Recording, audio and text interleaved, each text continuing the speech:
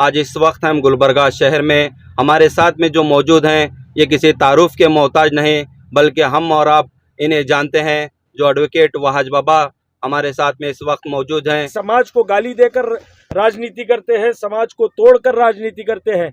अगर ये लोगों के पास हिंदू, पाकिस्तान, खबरस्तान ये 2-3 अल्फाज अगर छोड़ देंगे तो इन्हों राजनीति ही नहीं कर सकते, पॉलिटिक्स ही नहीं कर सकते। इनकी पॉलिटिक्स पूरी डिपेंड करती है 2-3 वर्ड्स के ऊपर। मुसलमान को गाली दो और राजनेता बन जाओ, समाज को तोड़ो और लीडर बन जाओ। हम समाज को जोड़कर अवाम की खिदमत करते हैं, हम संविधान को की रक्षा कर कर अवाम की खिदमत करते हैं। ये टफ काम है। बीजेपी के लीडर्स के पास क्या है? मुसलमान को गाली दे दो, लीडर बन जाओ। आज हम बात करते हैं तो हम हिंदू, मुस्लिम, सिख, ईसाई, दलित भाई तमाम मानवता की बात करते हैं, इंसानियत की बात करते हैं। आज इस वक्त हम गुलबर्गा शहर में, हमारे साथ में जो मौजूद हैं ये किसी तारुफ के मोहताज नहीं, बल्कि हम और आप इन्हें जानते हैं। जो एडवोकेट वहाज बाबा हमारे साथ में इस वक्त मौजूद हैं। किस तरीके से सूफिया कुरैशी को एक एमपी कहते हैं कि पाकिस्तानी बहन बोलकर, तो ये सारी चीज़ें गुलबर्गा में भी एक डीसी मैडम को कहा जाता है कि पाकिस्तान से उनको भी जोड़ा जाता है। तो पाकिस्तान के खिलाफ यहाँ के बहादुर बेटियां जाकर वहाँ पर किस तरीके से जंग को जीत कर आते हैं, उन्हें सबक सिखा कर आते हैं। तो वैसे और शख्सियत को किस तरीके से आज देश में कहा जा रहा है। तो हमारे साथ में एडवोकेट वहाज बाबा हैं, तो जानना चाहेंगे कि किस तरीके से आज देश का माहौल है और एडवोकेट वहाज बाबा साहब इसी को लेकर वो क्या कहना चाहेंगे।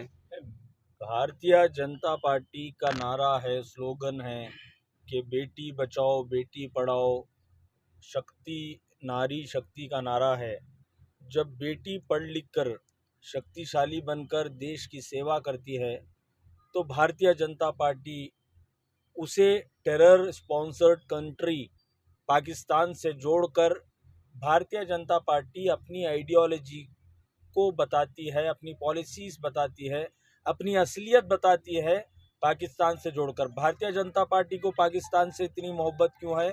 क्योंकि ये आतंक को पसंद करते हैं, इसलिए इन्हें पाकिस्तान से इतनी मोहब्बत है। आपने कहा कि हमारे गुलबर्गा के डिस्ट्रिक्ट मजिस्ट्रेट, डिप्टी कमिश्नर जो एक ऑनेस्ट, डेडिकेटेड, रेस्पॉन्सिबल ऑफिसर हैं, जो देश की सेवा कर रहे हैं, पढ़ लिख कर तो बीजेपी को तकलीफ़ होती है। ये हमारे डिप्टी कमिश्नर को टारगेट नहीं बल्कि कॉन्स्टिट्यूशन ऑफ इंडिया का इंसल्ट किया गया है। ये इशू कॉन्स्टिट्यूशनल इशू है, ये पॉलिटिकल इशू नहीं है। भारतीय जनता पार्टी समाज को डिवीज़न कर कर अपनी राजनीति करना चाहती है, तो हम चाहते हैं कि समाज को जोड़ कर राजनीति करें। तो लिहाजा अब आप देखे होंगे कल भी हमने एक बहुत बड़ा प्रोटेस्ट किया और प्रोटेस्ट कर कर भारतीय जनता पार्टी के हर जहरीले लीडर को वार्निंग दी। गुलबर्गा जो है सूफ़ी संतों की धरती है। यहाँ पर ख्वाजा बंदनवाज रहमतुल्लाह अलैह, शरण बसवेश्वर, बोध विहार जैसी सरजमीन है ये। यहाँ पर इस धरती पर प्रेम से, भाईचारगी से, मोहब्बत से रहने वाले लोग रहते हैं।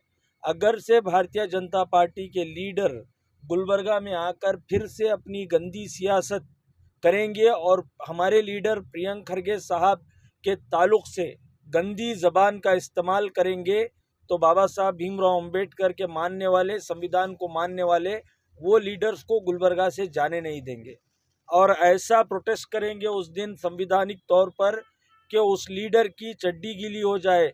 अब हम बाबा साहब भीमराव अम्बेडकर के संविधान का अपमान बर्दाश्त नहीं करेंगे। हम अपने लीडर प्रियंक खरगे साहब का अपमान बर्दाश्त नहीं करेंगे। हम ये क्लियर मैसेज कल दिए हुए हैं। तो लिहाजा क्यों ये टारगेट कर रहे हैं प्रियंक खरगे साहब को? वो इसलिए टारगेट कर रहे हैं कि प्रियंक खरगे साहब इनकी 40% कमीशन वाली भ्रष्ट सरकार के स्कैंडल्स को एक्सपोज कर कर सरकार को गिराए हैं। और भारतीय जनता पार्टी की नफ़रत वाली जो राजनीति है, जो मनुवाद की राजनीति है, वो भारतीय जनता पार्टी चाहती है कि मनुवाद को इम्प्लीमेंट किया जाए, मगर प्रियंक खरगे साहब चाहते हैं कि मानववाद को इम्प्लीमेंट किया जाए, अम्बेडकरवाद को इम्प्लीमेंट किया जाए, संविधान की रक्षा की जाए। और सबसे बढ़कर एक दलित समाज से आते हुए आज कर्नाटका में हर समाज, हर धर्म के एक बेबाक संविधानिक आवाज़ प्रियंक खरगे साहब बने हैं, इसीलिए वो उनको टारगेट करते हैं। हम आपके इस न्यूज़ से हम भारतीय जनता पार्टी को ये मैसेज देते हैं कि अब इसके बाद से गुलबर्गा की इस पाक धरती पर किसी का भी अपमान बर्दाश्त नहीं किया जाएगा। आईएएस ऑफिसर है, सीनियर ऑफिसर है, ऑनेस्ट ऑफिसर है, वो ऑफिसर को पाकिस्तान से जोड़कर बताया गया। जो ऑफिसर नेशनल अवार्डी हैं, उन्हें नेशनल अवार्ड मिला है, प्रेसिडेंट ऑफ इंडिया ने उन्हें अवार्ड दिया है। कहाँ के प्रेसिडेंट ने अवार्ड दिया है? और वो उनके रवि कुमार के ऊपर कांग्रेस गवर्नमेंट ने एफआईआर रजिस्टर की है। उस एफआईआर को रवि कुमार हाईकोर्ट में चैलेंज किए, क्वैश करने के लिए गए, तो हाईकोर्ट भी लथाड़ते हुए रवि कुमार को डायरेक्शन दिया है कि Ravi Kumar madam DC madam के पास जाए, अपॉलॉजी मांगे, और डीसी मैडम अगर अपॉलॉजी एक्सेप्ट करेंगे तो ही फिर ऑनरेबल हाईकोर्ट रवि कुमार साहब की एप्लीकेशन को हियर करेगा। इससे ज़्यादा बेशर्मी की क्या बात हो रहा है? हाईकोर्ट लथाड़ रहा है। हाईकोर्ट के डायरेक्शन देखकर चुल्लू भर पानी में डूब मरना चाहिए। क्या राजनीति कर रहे हैं? इनके लिए बड़ी आसान राजनीति है। ये लोग सिर्फ एक समाज को गाली देकर राजनीति करते हैं, समाज को तोड़कर राजनीति करते हैं। अगर ये लोगों के पास हिंदू, पाकिस्तान, खबरस्तान, ये 2-3 अल्फाज अगर छोड़ देंगे तो इन राजनीति ही नहीं कर सकते, पॉलिटिक्स ही नहीं कर सकते। इनकी पॉलिटिक्स पूरी डिपेंड करती है 2-3 वर्ड्स के ऊपर। मुसलमान को गाली दो और राजनेता बन जाओ, समाज को तोड़ो और लीडर बन जाओ। हम समाज को जोड़कर अवाम की खिदमत करते हैं, हम संविधान को की रक्षा कर अवाम की खिदमत करते हैं। ये टफ काम है। बीजेपी के लीडर्स के पास क्या है? मुसलमान को गाली दे दो, लीडर बन जाओ। आज हम बात करते हैं तो हम हिंदू, मुस्लिम, सिख, ईसाई, दलित भाई, तमाम मानवता की बात करते हैं, इंसानियत की बात करते हैं। इंसानियत की बात कर हम खिदमत करते हैं। तो राजनीति भारतीय जनता पार्टी की इतनी ही है, और ये राजनीति, ये पॉलिटिक्स इस देश में नहीं चलने वाली है, क्योंकि ये देश सूफी संतों का देश है।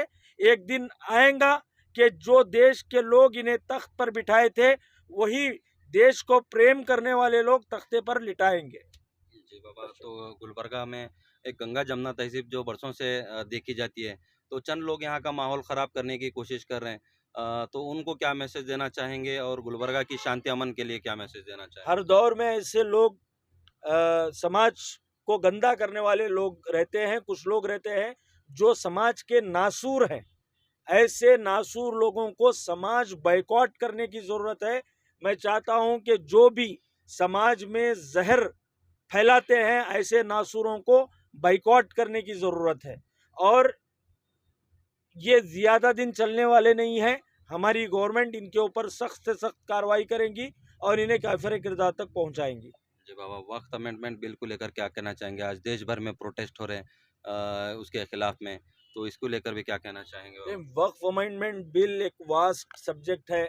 वो सब्जेक्ट ऐसा सब्जेक्ट है कि आज भारतीय जनता पार्टी के पास कोई दूसरा काम नहीं है।